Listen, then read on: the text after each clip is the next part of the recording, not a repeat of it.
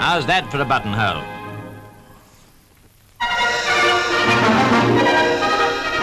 Strolling over to their jet plane, left to right, Mr P Hillwood, second pilot, Mr RP Beamont, chief test pilot, and Mr DA Watson, navigator.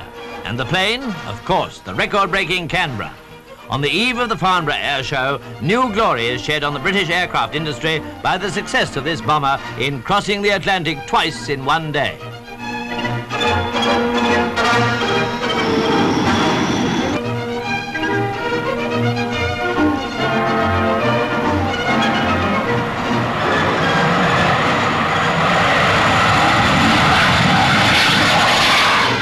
Canberra's overall time on the two-way crossing was 10 hours and 2 minutes, but that included 2 hours on the ground for the turnaround at Gander, Newfoundland.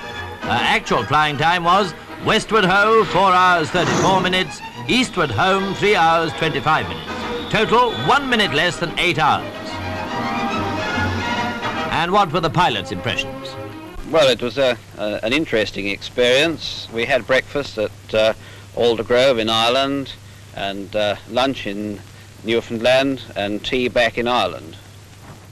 I take it that navigation plays an especially important part in a flight like this. Is that so, Mr Beamont?